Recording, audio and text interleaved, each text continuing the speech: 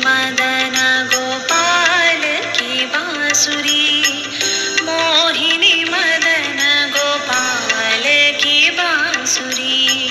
माधुरी श्रवण put सुनत सुनि राधिके, करत रति राज के ताप को नासुरी।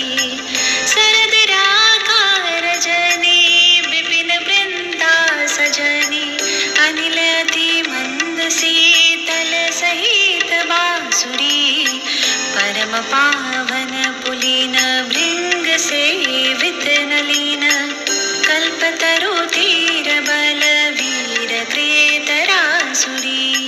सकल मंडल भली तुम जुहरि सो मिली, बनी वर बनित उपमा कहो कासुरी। तुम जु कंचन तनी लाल मरकत मनी, उभय कल हंस हरिवंश बलिदासुरी। परम कृपालवे श्री सद्गुरु भगवते नमो नमः। शरद की रात्रि में लालजू रास उत्सव प्रारंभ करते हैं, पर आज प्रियाजू किसी बात को लेकर मान कर बैठी हैं।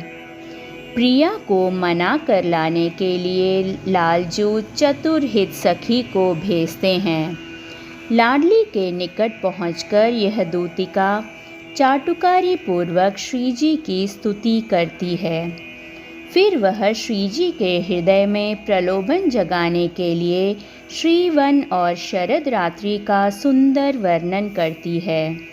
फिर उन्होंने प्रियतम की प्रशंसा करना प्रारंभ कर दिया, जिससे कि प्रिया के मन में प्रेम मिलन की उत्कंठा जागृत हो जाए। हित सखी कहती हैं कि हे राधिके, गोपाल की वंशी बड़ी ही मोहिनी है। हे सजनी, ज़रा देखो तो कितनी सुंदर रात्रि है और शीतल सुगंधित पवन भी चल रही है। भ्रमर देखो कमलों पर विराजमान हुए कैसी शोभा पा रहे हैं। ऐसे समय में लालजू ने यमुना के तट पर रासोत्सव की योजना की है। इन सभी बातों को करने का परिणाम यह हुआ कि भोली राधा अत्यंत प्रसन्न हो गई और फिर वह लालजू से जा मिली। दोनों के मिलन को देखकर हित सखी फिर प्रिया से कहती है कि इन युवतियों के मंडल में तुम एक परम सुंदरी प्रतीत हो रही हो। लालजू से मिलकर तुम ऐसी छवि को प्राप्त हुई हो कि मैं इसकी उपमा नहीं दे पा रही हूँ। बस मैं इतना ही कह सकती हूँ कि तुम एक कंचन के समान लग रही हो और लालजू नीलमणि के समान। तुम दोनों युगल हंस के समान दिखाई पड़ रहे हो। हित सखी कहती है कि मैं तुम दोनों पर बलिहार जा रही हूँ। ये था इस पद का भावार्थ। अब हम अगला पद लेंगे।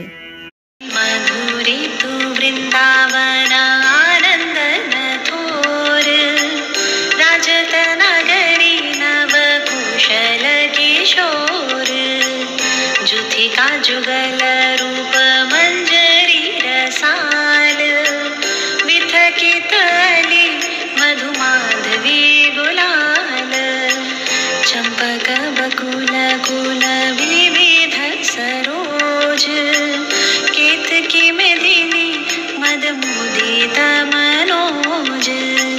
रुचक रुचिर बहे त्रिविध समीर, मुकुलित नूतन दत्त पिक कीर। पावन पुलिन घन मंजुल निकुंज, किसलय सैन रचित सुख पुंज। मंजीर मुरज डफ मुरली मृदंग, बाजत उमंग वीणा वर मुख चंद। मृग मद मलय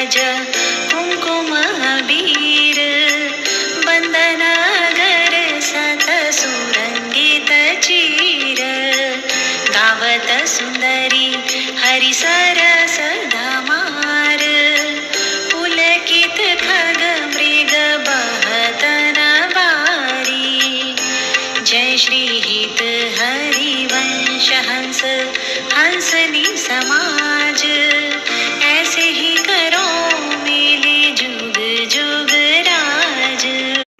यूं तो नित्य वृंदावन सदा ही वसंत ऋतु से अलंकृत रहता है, पर सखियों के सुख के लिए श्री वृंदा देवी यहाँ पर समयानुसार अलग अलग ऋतुओं की योजना करती है।